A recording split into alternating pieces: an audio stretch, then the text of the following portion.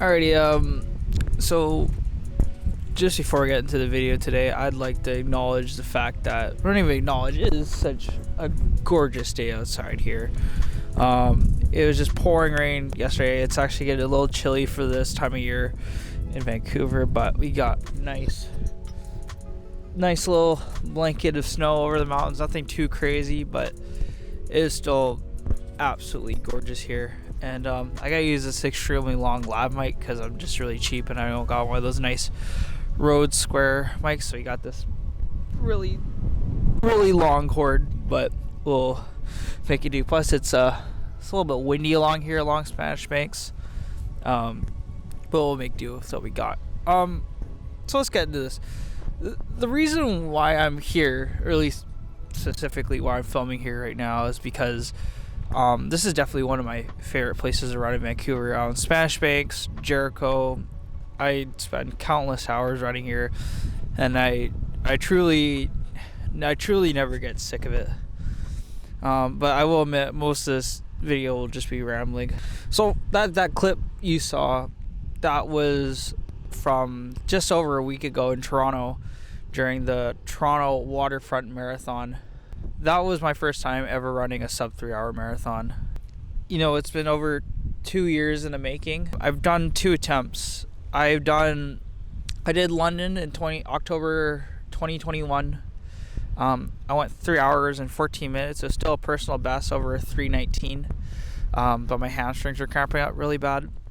And then earlier this April, down in Eugene, Oregon, that's when I ran a 3 hour marathon in 3 hours and 14 seconds. I will admit at the time it was pretty crushing. You know, if you just ran, just that much faster, you would have ran a sub 3 hour marathon. But I had a good friend that I run with, and he said to me, would you rather go, 2:59:59 and qualify for Boston and not get in? Or would you rather run a 3 hour and 14 minute marathon and maybe try better for the next time? I was like, well, that's a really tough one. Like, I didn't know how to go about it. And surely enough, just over a month ago, they announced the Boston qualifiers for 2024.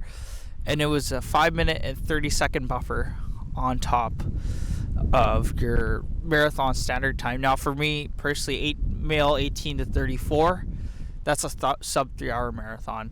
And I will admit, going into this race in Toronto, it was very, tell yourself, like, say, hey, you need to run like 5 minutes under sub 3 hours. Like, I don't know if I could do that. No, I did it. Well, I did do that. I could. There's definitely no way I could have ran a 2:54:30, but instead I ran a 2:57:43. That's a new personal best, and it's definitely one of those races where I don't think I could have ever done anything wrong. Everything just went perfectly to a T. My nutrition was great. My strength was great. There's no complaints, and I'm so happy I got it done.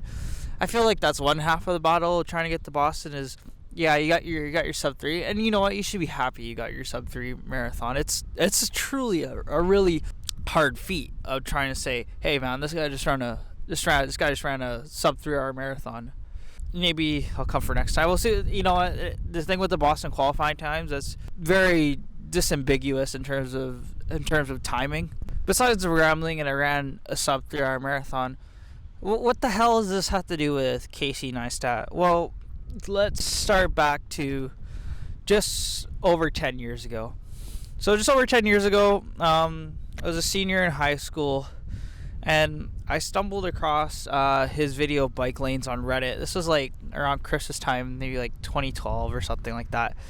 And then I just kind of fell into a loop of all of his videos, and I was so fascinated because his videos are so well done. And definitely, like, my 2 favorite videos of his, like, when he originally produced them was is when he got that budget to do a promo for The Secret Life of Walter Mitty, that movie with Jim Carrey. I think it was Jim Carrey or Ben Stiller.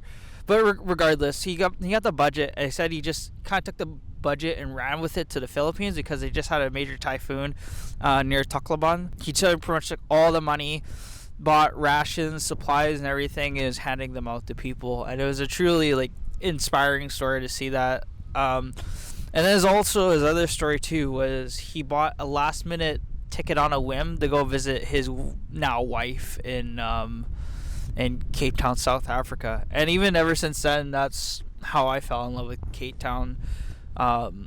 Is from Casey. Like, Cape Town, I've only been there twice, and it's one of my favorite cities to visit in the world besides Tokyo. So fast forward a few years, this guy starts daily vlogging, and at this point, you know, I've seen like a couple of people that did like daily vlogs, but Casey took like all his filmmaking and everything like that to a science and made the person he is now. I really took to heart in terms of his like running. I think I was never really crazy about running, although whenever I did go to the gym and I got on the treadmill, that's where I felt I got most of my work done, or at least where I felt the best was on the treadmill when I was running. I heard, hey, this guy Casey's running a lot. In his earlier vlogs, I swear I'll find the video, but there's definitely an article with it that I'll either put on the screen or I'll link to the clip of where he says it. But his biggest thing was he could never run a sub 3 hour marathon. His whole spick was, you know, as much as how hard he tried, he just gave it all. He could never run a sub 3 hour marathon. I think he went 3:01 one time. I think in some marathon in Connecticut. But that was like his biggest like I don't know. This is his big irk. Like, he just couldn't run a sub 3 hour marathon. And I would see this guy like, God damn, this guy runs so fast. And since 2015, 2016, I took running more seriously. That's where I joined my first run club in Vancouver. It was Van Runco's flight crew. I still run with them to this day, and I don't think they're literally the baseline of the runner I'd be today. I would not be the runner I am today without them. And then at that point, you know, I met some few faces in the Vancouver running community. That's when I started joining Mile of the Marathon. At that point, when I first started joining Mile of the Marathon, I was coached by the one and only Dylan Wykes, who's the co-founder of Mile of the Marathon. At that point, I transitioned from really quickly after 6 months from Dylan to Rob Watson. And I don't think, especially without Rob, I don't think I'd be the runner I am today without him. I literally came from just like the thinnest baseline with him to now a sub 3 hour marathon. I don't know. I definitely would not be the runner I am with him today. But kind of back to Casey. In this time between 2015 and let's say 2019, for example, he stopped doing the vlogs.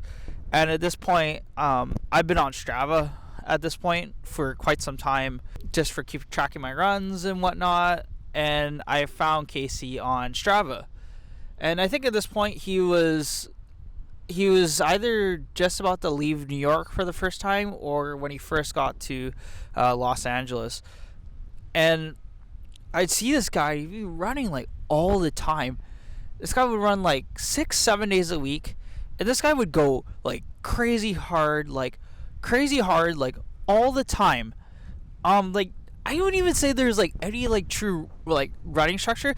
I don't know at the time, and maybe he's done something in the past in terms of like proper structure, but this guy would like 6-7 days a week be running like just so hard and so fast for so long. This guy would average like a 4:30 or a 4:20 kilometer for like 16 to like 21k like every day.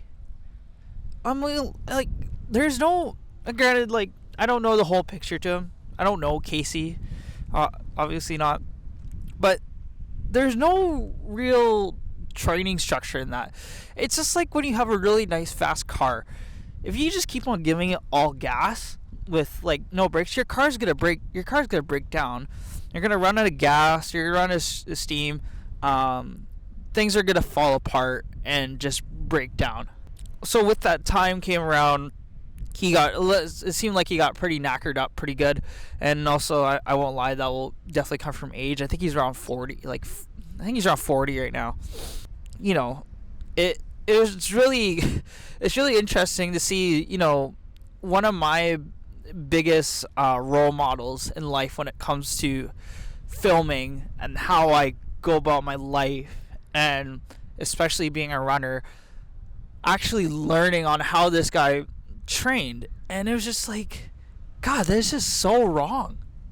I just don't see like how you can see any benefit to just going out so hard and not having like any proper workout structure. Now, he was, and I think he still is, being trained with a guy which I saw recently. I think he was in the Olympics for Team USA. Now, let me be very clear.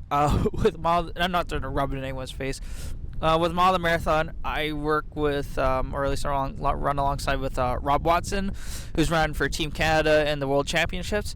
I run with Luc Boucher, who used to run in the 10,000 meter for Team Canada, both in Rio and Tokyo. Dylan Wykes, who ran for Team Canada in London in the marathon. And I know numerous people that have taken part in the Olympics.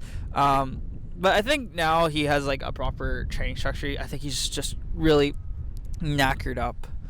So what does this mean, like, now as a sub 3 hour marathon? Well, I think in just earlier this week, I saw Casey and actually Cody Ko shared, I think it was from the New York City Marathon, where they posted like, oh, see these celebrities are gonna be running the New York Marathon, and lo and behold, Casey there. And even Casey kind of called himself where he said, oh, well, Casey ran a pretty fast marathon. He ran a 3:02 in 2013. And even Casey called himself like, excuse me, that was 10 years ago. I am definitely not the same runner as I was 10 years ago. It's kind of funny how it kind of works like that. Where do I see Casey in the limelight now? Like, I don't think, like, again, if it weren't for Casey to help me kind of get off my ass and start running, I would not be here. I don't think I would want to be in Vancouver in general if it wasn't for Casey, because at that point, I wanted to be the main reason why I wanted to move to the actual city of Vancouver is because of, like, I love how amazing the running scene here. I love running along this Spanish Banks. I just love running in Vancouver. Even when I run along Spanish Banks, I always turn around either at the East Concession Stand, which is right behind here, or even over at Jericho, and I just take a picture of this amazing skyline. And I honestly owe him at the end of the day for how my life is structured. Like, I don't think I would be traveling across the world and flying without his inspiration, because one of his other earlier videos too was kind of exploiting American Airlines Advantage program, which is just their loyalty program, and how he got free upgrades and whatnot. And at that point now I'm a huge Aeroplan member, but I also work for the airlines too, so that's another story for another time. I truly don't think I'd be the person I am today with him. The one irk I take away from all this is that I don't know if he still follows it to this day, but he was always pleading his case of, you can't be too comfortable in life, take risks, because if you know anything about Casey's stories, like, this guy took one of the biggest risks in life. So he wanted to become a huge filmmaker, and he was doing it, and then when he just hit it off with the vlogs, he just took off, and now he's making stupid money. For me personally, and maybe for a lot of other people too, is that when you take risks in life, it doesn't always pay off. For someone like Casey, it paid off.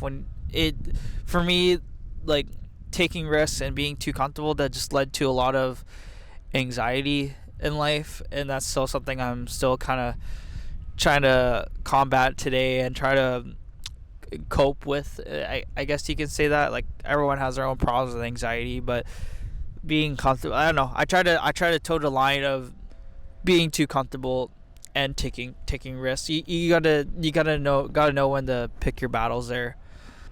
I don't really know what more to say than that. Like I again I couldn't be the person I am today without Casey. Now here's a good question. Do you think Casey can still run a sub 3-hour marathon? And as much as I love him to, I don't think he can. He's running through his middle of injuries. I don't think his training plan has been as consistent as it once was. And maybe if he was aiming for a sub 3-hour marathon, it would be a truly hard battle. He's run a handful of, I've seen a 123 half, and that's pretty impressive. I haven't run a 123 half before. My fastest right now was actually at the same race in Toronto, but it was a half. It was 125.07, and then hopefully sometime early next year in either January, February, even in May, I will be definitely shooting for a 123, maybe a 122 half, but hold myself accountable, and we'll definitely see. Casey, if you end up watching this video for any reason, you came across my dinky little channel, thanks for watching. Can't thank you enough for being an absolute huge inspiration in my life and becoming the runner I am today. I know this is very different from my usual travel videos, but I try to incorporate a lot of my running in my travels, so it's definitely a must and something I'd like to get to kind of like this more vlog territory, rather than like, oh, here's my daily vlog, what I'm doing day in and day out. There's a subject behind it. Actually, what made Casey's vlogs so good is there was always kind of a subject behind it, and there was always kind of a proper like timeline and structure of his videos. But yeah, if you stuck around this long and you decided to listen to me ramble, thank you very much for watching. Feel free to subscribe. I never force you guys to subscribe, never